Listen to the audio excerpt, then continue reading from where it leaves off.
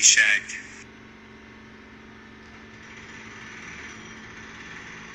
When I think about salespeople, I like to look at, do you have innate talent in human relationships and sales skills, and do you follow a good process?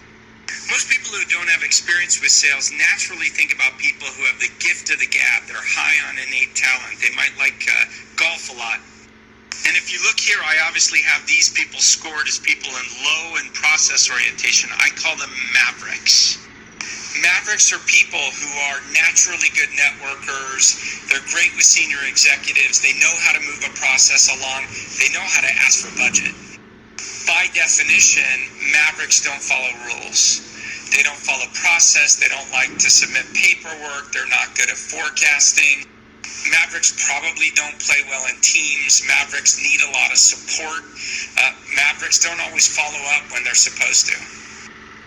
To be honest, I'm a maverick. I was always good at business development and building long-term executive relationships, but very bad at following process. Personally, I think a lot of really good human relationship people who have ADD, if they're good at relationships, probably are mavericks.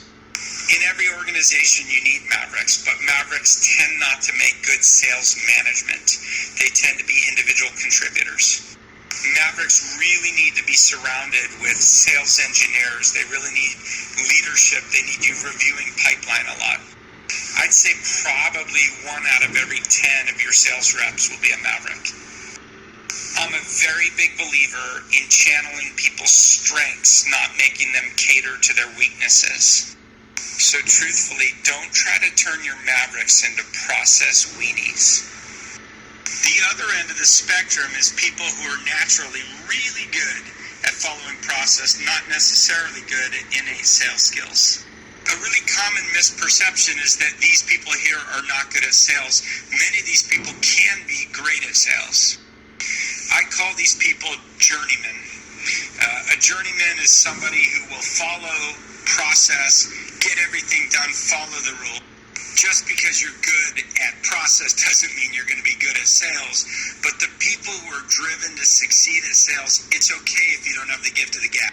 In my experience, about 30 to 40% of successful sales teams are journeymen. The most obvious place to avoid is someone without innate talent who doesn't follow a good process. I won't call these people losers, but let's call them trouble. Or maybe better yet, these are people you need to eliminate. Eliminate the trouble early. If they don't have innate talent and can't follow process, they're out. Obviously, there's the magical people who are naturally good at sales and really follow rigorously a process. I call these people superstars. It's probably about 5% of any org. You simply won't have all superstars. You got to accept all sorts of people in your org. Mavericks, journeymen, superstars. For me, the key is identifying your individuals and who you're dealing with and figuring out how to best support them. For journeymen, they often need executive support to go to sales meetings and to get them up a level.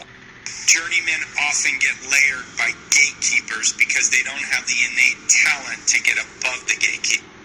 And of course, you'll notice this only adds to about 55%. The trouble is that any sales team, you'll have a lot of people who just don't perform.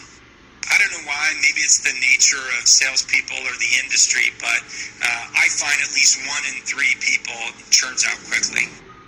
Also, be conscious that there are managers and there are contributors in sales. In most jobs, we naturally think people want to move up the ranks. In sales, that's not always true. Many people who choose to go into sales because they're individually good contributors and they want to make a lot of money. The truth is that many managers are paid much less well than contributors. People who are attracted to the management ranks are attracted to being an executive and probably are more aligned with having equity than immediate cash contribution. Please know that by definition, managers must be high on the process orientation chart. If your sales manager is not super detail-oriented, fire them. You need someone super detail-oriented at this job. They need to be great at sales forecasting. They need to be great interviews. They need to be great at calling on clients.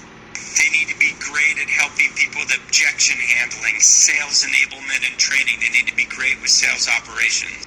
So this is just a primer on the salespeople in an org. Next Snapstorm, I'm going to help you figure out when to hire a sales team.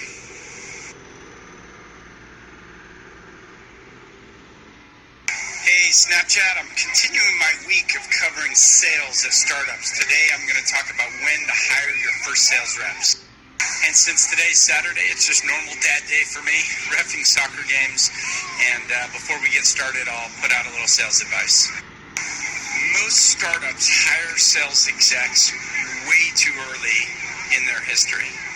Startup companies aren't really ready for sales execs until you have a repeatable sales process and a product that can easily be sold. The reason most startups make the mistake of hiring sales execs too early is most startup companies are founded by product people or engineers or sometimes business people.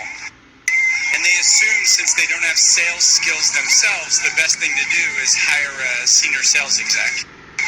Most sales of early stage enterprise software companies at least are more like consulting projects. They're consultative sales. You're going on a journey with your customers to try and figure out what their problems are and how well what you've built maps to their problem. Often it's not a perfect fit, so what you're working on is what parts of your problem can we solve today and what commitments can we make to you on product to make up for the gap.